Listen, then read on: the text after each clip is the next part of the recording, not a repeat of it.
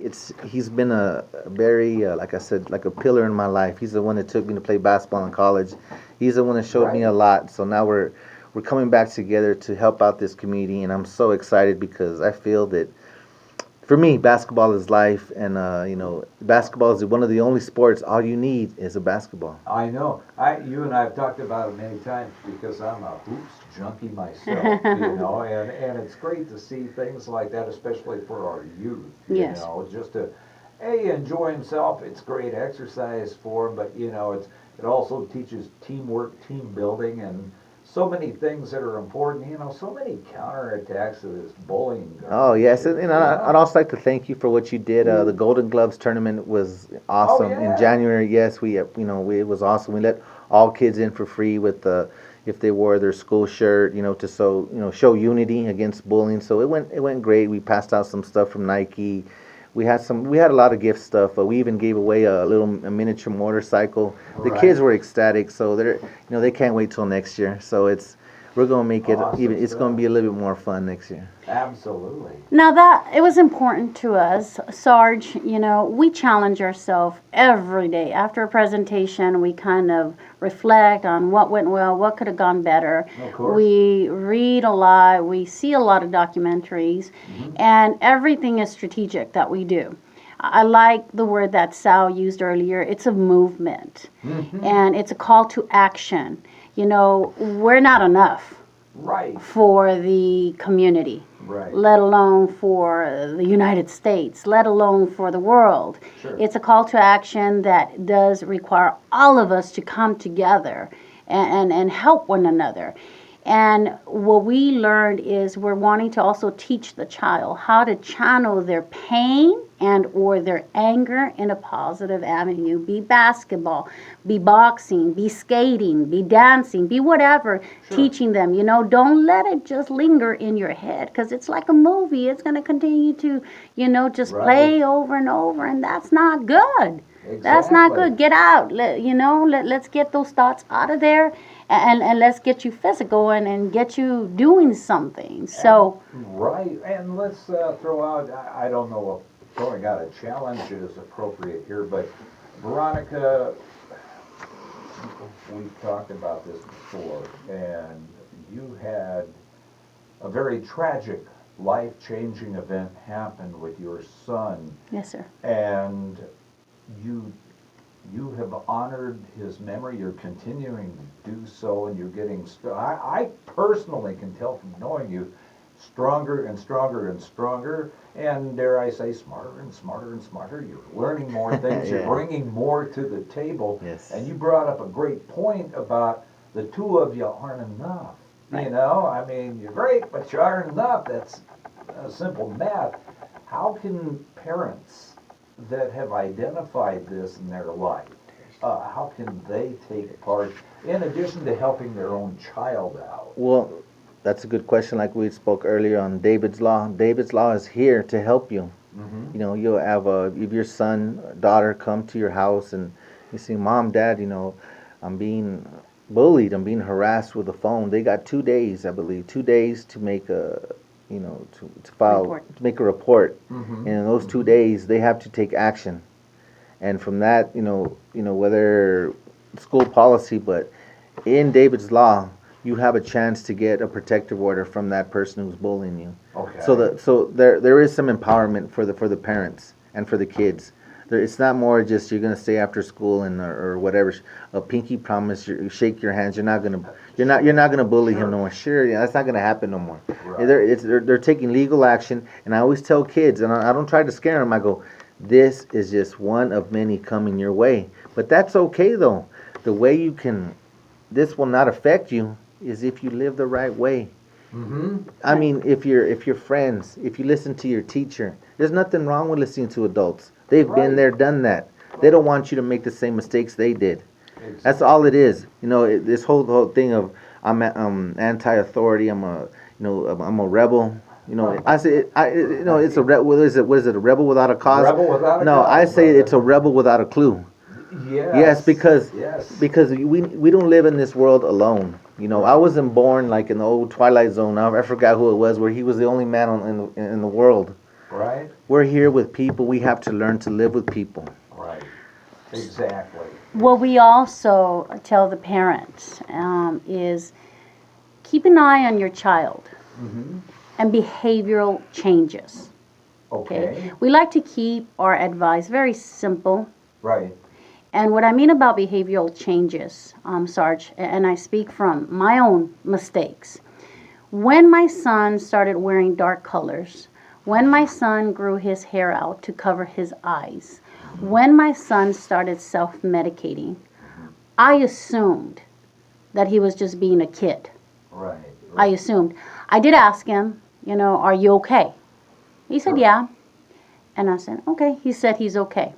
So my advice to the parents is this.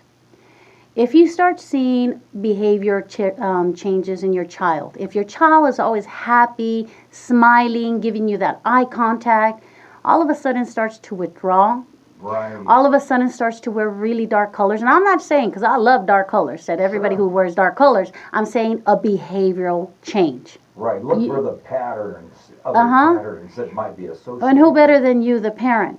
Right. Ask. And this is what's going to happen, Sarge. Mm-hmm. The child's not going to give you eye contact. He's going to say, yes, I'm okay, and walk away. Okay. They're not okay. So it's not going to be easy. That's my advice to the parents. It's not going to be easy, and don't make assumptions. He's okay. He wants his space. If in your gut, your heart tells you something's wrong, Uh-huh. he's changing, Yeah. Listen to yourself. withdrawing, then go talk to a counselor, research it, call us. Well, I'm so glad you bring that up, my dear, because I think now would be a great time, and we'll do it again a little later on in the program, but now would be a great time to get your contacts, Facebook, phone number, anything you want to share with us. Oh, you can reach us. Our Facebook is just Lucid Love Nonprofit. It's Lucid a Love nonprofit. Okay. Okay, our website is lucidlove.org. So Okay. Facebook, Lucid Love Nonprofit. And then our website is lucidlove.org. And you can reach us on our email, lucidlove3@yahoo.com. Okay. All right.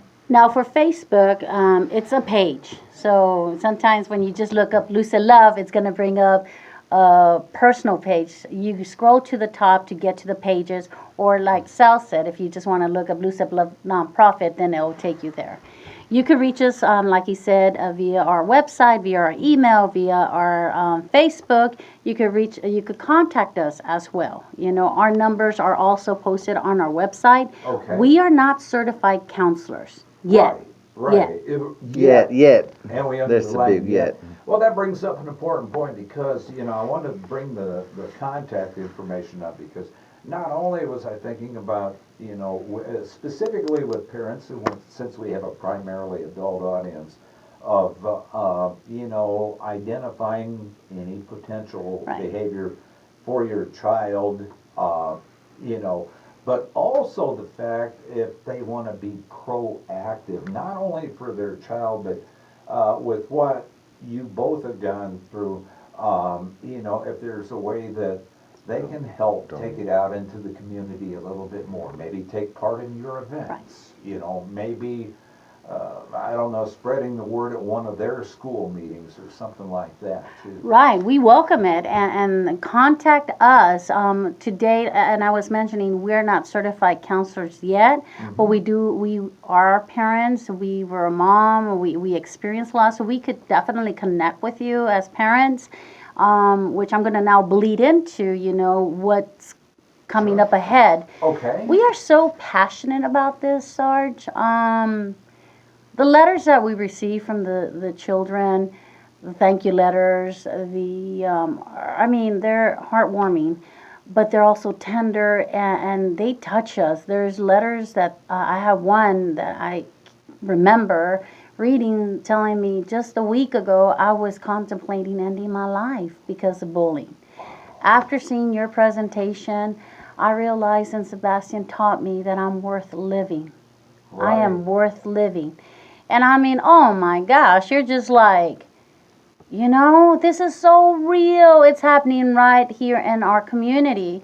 So when we talk to children, they'll come up to us and you know, they'll open up, but because we're not certified counselors, we end up having to send them back to their counselors, to the principals, to their coaches. We do have free resources on our website, Right. but it inspired us to go back to school and pursue our master's in mental health counseling. That is So awesome. that's going to take a while, but we are so committed to the community, so committed, not only the children, it's everybody. There's something that we learned throughout all these presentations, Sarge, is so many people are hurting in one way or another. And if we could help them, my gosh, it's a blessing. Yeah, absolutely. I would like to add on that. You know, I since we got into, you know, the bullying, the anti-bullying, you know, I see a lot of people, you know, who are in pain. I've started to notice not even adults, because before in the past it was just, I was just focused on what do I got to do to survive in this world. But you know, but the bullying part, you know, dealing with a lot of people in general, I have come to the point where I'm bringing. I don't know if this is okay. I'm gonna bring an event on a festival with a partner of mine. Okay. It's gonna be a day of love, a day of, you know, we're all together in this thing called life. Sure. We can all hold hands and we can all be together. You know, it's going to be September 15th. I'm bringing in Tierra, Mr. Richard Bean, original recording artist of Malo, and the Midnighters, September 15th at the Coliseum. Doors open at 12, $10 before, and then $15 at the door. Like I said, I kept it real down because I want El Paso to rejoice, and I want us to be a pillar of we can, how MLK said, you know, to fight hate, we can fight it with love. Yeah. Exactly. It always wins. We'll always take out hate. Right. And that's what I believe in. And then this is a dream of mine. You know, I just want this festival concert. I'm praying that this.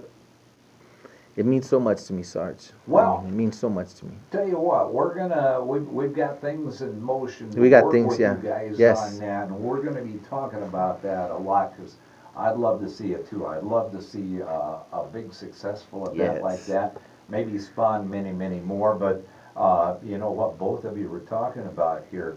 You know, life in general. I saw a great Facebook meme, and I'm going to paraphrase it a little bit, but it's John Wayne on a horse and saying, life is tough. It's even tougher if you're stupid, you know, and we ought to throw in the stupid part, not about, you know, book knowledge or anything, but about anything having to do with having to tear somebody else down. To me, that bullying is the epitome of stupidity. Yep. Yes. If I may say so.